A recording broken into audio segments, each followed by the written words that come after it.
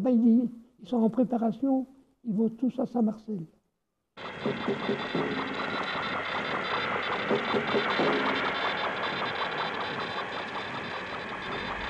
Ici, Londres.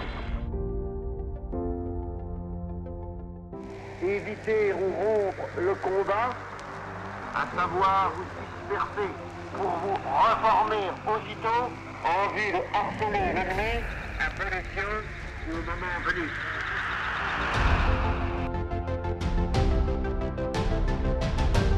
Moi, général de Gaulle, j'entreprends ici, en Angleterre, cette tâche nationale.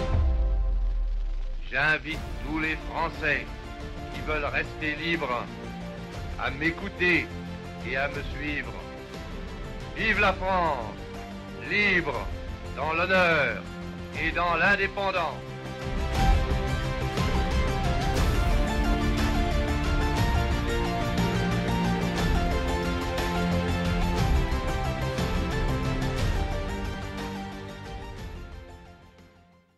Le 6 juin 1944, les Alliés lancent l'opération Overlord et le débarquement en Normandie. Dans la nuit du 5 au 6 juin, des parachutistes français du SAS Special Air Service sont largués dans le Morbihan. Leur mission, retarder et désorganiser les troupes allemandes. Ces parachutistes sont sous les ordres du lieutenant Pierre Marienne et du colonel Bourgoin. Tous vont se retrouver au maquis de Saint-Marcel. C'est à cette période que Marcel Bergamasco, 19 ans, s'évade de la Feldgendarmerie de Ploermel. Dans notre reportage précédent, nous avions laissé M. Bergamasco sur la voie ferrée juste après son évasion. Il a donc continué jusqu'au pont des Deux-Rivières, puis il est allé au village de Blon où il savait qu'il trouverait de l'aide. Je sors à Blon, j'ai des Périchots que je connaissais parfaitement bien et qu'ils avaient une entreprise de garagistes à côté de chez nous. Et Paul était dans la résistance. Alors j'ai dit, Paul, peux-tu me cacher pour la nuit à ce qui m'arrive?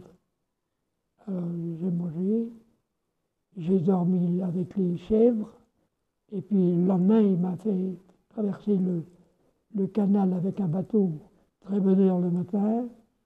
D'après son récit, Marcel entend un matin un canon et demande à Paul Périchot de se renseigner. Alors, où sont les partis les résistants du coin? Paul qui dit ça parce qu'il en fait partie. Ça tombe bien. Ah ben il dit, ils sont en préparation, ils vont tous à Saint-Marcel. Eh ben j'ai dit, moi je fous le camp aussi. Marcel reprend donc sa route ici, le long du canal. C'est en reprenant sa route qu'il fait une mauvaise rencontre. Je vois sur le pont un Allemand. Oh, il y en a un là, oh, il n'a pas l'air bien méchant. Il dit, j'ai pas peur, je vais devant lui. Il était sur le pont, lui, et moi je passais dessous. Je l'ai regardé comme ça, il m'a regardé, mais il m'a rien dit. Ça, je lui aurais répondu quelque chose, mais... Puis le voilà arrivé à Saint-Marcel où il rentre grâce au mot de passe Liège que lui avait donné un garde qu'il connaissait. Voilà Marcel à Saint-Marcel. Il se rend donc d'abord au PC, poste de commandement. Quand j'arrive, je vais au PC et je vois Marienne et Le Paven qui était là-bas, Mounier, Zavigorel, avec qui j'avais fait la mission de la farine.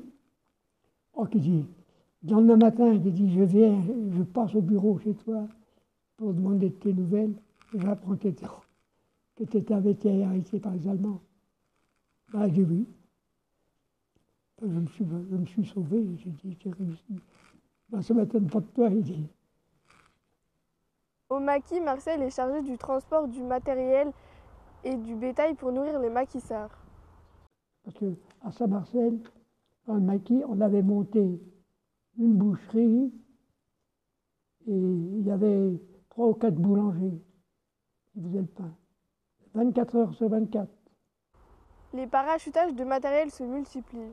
4h30 du matin, j'étais en train de ramasser les conteneurs parce que ce jour-là, il y a eu 27 avions à venir nous emmener des armes. Et 3 jeeps, et 4 jeeps. La nuit du 17 au 18 juin, le maquis de Saint-Marcel est attaqué. Marcel va prendre ses ordres auprès de son supérieur, le colonel Bourgoin, qui dirige le 2e régiment de chasseurs parachutistes du SAS. As-tu besoin de moi? Non, il dit. Cette nuit, tu étais ramasser des armes, toi? Ben, j'ai dit oui. Et t'es déjà là? Ben oui, tu n'as pas dormi. Ben non. Je me couchais, j'ai dit quand j'ai entendu péter, ben, je suis venu te voir si tu avais besoin de moi. Ah non, pas pour l'instant. Ben, tu retournes et puis tu te reposes un peu. Et si j'ai besoin, je sais où te trouver. Ah bon, oui, d'accord. Mais un peu plus tard, Marcel est réveillé par l'abbé Sassier. Il faut apporter les fusils mitrailleurs aux combattants sur le front du Bois-Joli sur ordre de Bourgoin.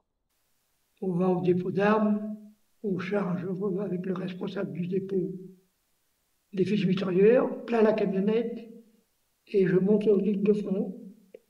Et c'est là que les Allemands attaquaient. Alors au départ, ça allait à peu près, il n'y avait que quelques coups de fusil, quelques coups de mitraillette, et une demi-heure après, c'était l'enfer. Plus moyen de se parler, tellement que ça faisait de bruit, on ne s'entendait plus. Je mettais un fusil mitrailleur tous les 10 mètres. Et quand je voyais les gars costauds, alors je dis, soit tu prends un fusil mitrailleur, puis tu donnes ta mitraillette à l'autre. Après une résistance héroïque, les maquisards ont tenu tête aux troupes allemandes. C'est une victoire pour les SAS et les résistants qui auront retenu des troupes allemandes supposées se rendre en Normandie. Ils ont refoulé les Allemands sur le calvaire de Saint-Marcel, du Bois-Joli, où ils venaient de tuer 4 filles et une jeune fille de quinzaine d'années. Le soir, les colonels Bourgoin et Maurice donnent l'ordre de décrocher. C'est le début de la pire épreuve que Marcel aura à subir.